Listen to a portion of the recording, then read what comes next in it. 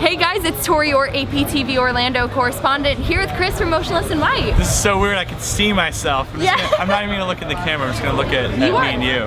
Loving the viewfinder. Yeah. So let's not beat around the bush anymore. We have something very important to talk about, don't we? Graveyard Shift, yes, the album coming out May 5th? Yes. May 5th is the day. It's like is it 5 days from now? 6 days? It is so close. I'm getting very excited for this. Not that I wasn't already. I'm so excited I don't even know how many days left. The time has come for everyone to finally hear this, and what's so interesting about this creative process was that you didn't really have a deadline for it. You were kind of working on it for a very long time. There are many internal deadlines, but yes. But no strict ones. I seem to exceed those deadlines multiple occasions. Yeah, should I talk? Should I talk about it? Say, you've been working on this for so long, so how does it feel to kind of have this passion project finally coming out to the world after so much time? It's funny because we've spoken about it before. Yeah. I've spoken to Nick many times about it for AP, and this is going to be the last one before it comes out, and I feel like even just we've had APTV and myself have just had a journey of documenting the process of this album. I'm so happy that this is the last one before we get to say like it's coming out, and it's so exciting because it's been now well over a year that we started working on it. So it's weird because I'm not over it. Like there's definitely a lot of excitement, but I've heard it now. I've known it for so long. I've been done with it since December, and it's just been a 5-month wait for it to release. So I need it to come out to get really excited about it. I am just excited for fans to hear it, and I think that especially with the last single that we put out being loud, being so much different, and kind of maybe putting a little bit of our fan base off, I can't wait for them to kind of hear the rest of it and be like, oh, okay, if I didn't like that song, I really still love this band and this record. And for the people that did like it and the other singles, it's just, this record's solid. So, yeah. I'm very excited. The singles that we have heard so far are both so diverse, so it's kind of like there's a big spectrum on this album, isn't there? That's why we put out, we did 570 and Eternally Yours, and those are very heavy. They're more on the heavy side of stuff, and Loud is the exact opposite side of the spectrum. So it's just kind of an effort to show the far right and left of the sounds of the album, and everything kind of falls in between. So absolutely. And also, since the last time we spoke, finally got to see the album artwork, which you had a very cool process with having the fans get involved and cool is one word for it, I guess. What? Cool. What do you mean? Interesting, frustrating. There's some definitely.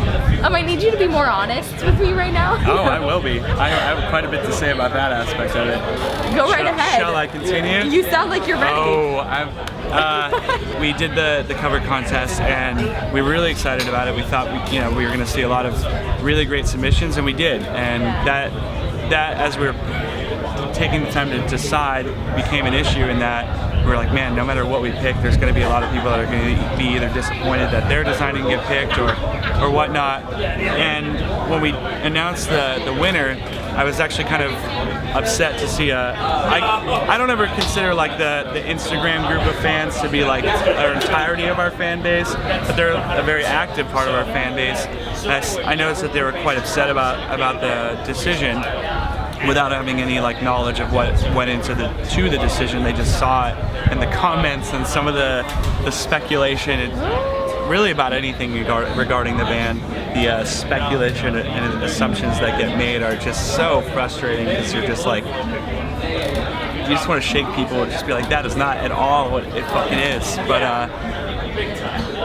on the other side of that, there's such a large group of fans that have been so supportive, whether they were not into it or very into it, and we're happy with it. There's an announcement up on the Creative Allies website about why we chose it, so maybe check that out and it'll help you understand it a little bit more. But it was a frustrating process. Even to just go, it's all right. Even to just go through all the submissions and try to pick out what we liked, it was tough, and we loved what we did. So we stand by it, and that's the album cover, whether you like it or not. But on a bit of a brighter note here, to move along, I heard you say in another interview that the lyrical theme, like the content on this album, is about pushing yourself, working hard, and achieving success. That is correct. Which I feel like in a lot of ways sort of sums up the journey of the band and just how much work has gone into the band. It's been a very steady build-up for you guys, So what is it like for you to sort of reflect on this big journey as a band through your career as you prepare for this new release?